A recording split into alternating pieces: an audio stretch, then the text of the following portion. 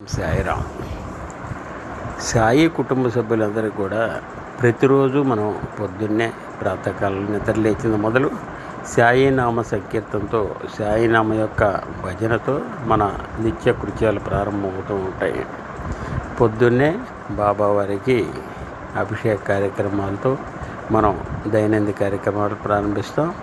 బాబావారి అభిషేకాలు, తర్వాత అలంకరణ, తర్వాత పూజా విధానం ఇవన్నీ ఒక వ్యక్తి అయితే, బాబావారు అన్నప్రసాదాలకి ఎక్కువ ప్రాముఖ్యత ఇస్తూ ఉండేవారు.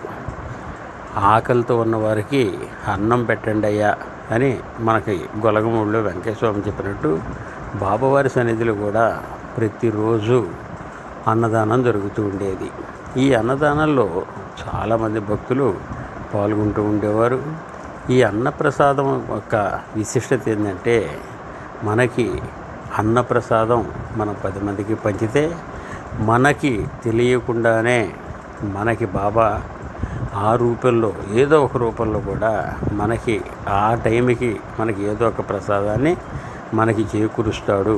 మనం లేదు అనుకున్న టైంలో బాబావారు మనకి ఏదో ఒక రూపంలో ప్రసాదాన్ని మనకి అందజేస్తారు అన్న ఒక దృఢ సంకల్పంతో ఈ అన్నదాన కార్యక్రమాన్ని మనం జరుపుకుంటూ ఉంటాం.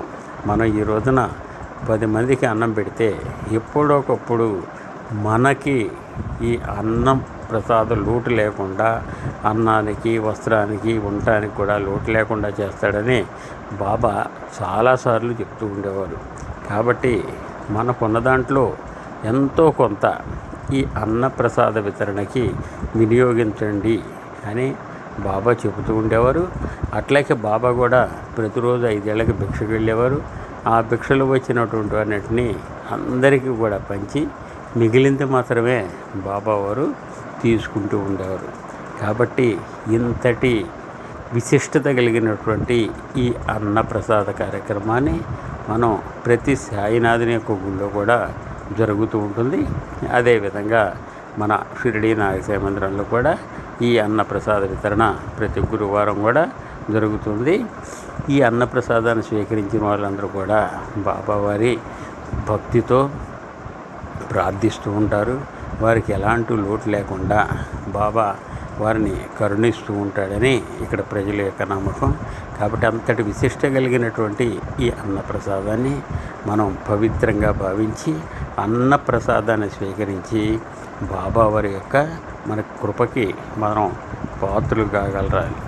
అదేవిధంగా ప్రతిరోజు కూడా ఎవరికో ఒకళ్ళకి అతిథి అంటే ఒక మనుషులే కాదు, ఏ జీవైనా అతిథి కిందకే లెక్కకు వస్తారు. కాబట్టి ఏదో ఒకటి మనకి తోచింది మనకున్నదాన్ని 10 మందికి పంచండి అని బాబా ఎప్పుడూ చెబుతూ ఉండేవారు. బాబా కూడా అలానే చేస్తూ ఉండేవారు. కాబట్టి అన్ని దానాల్లోకెల్లా అన్నదానం గొప్పది. ఓం సాయిరామ్.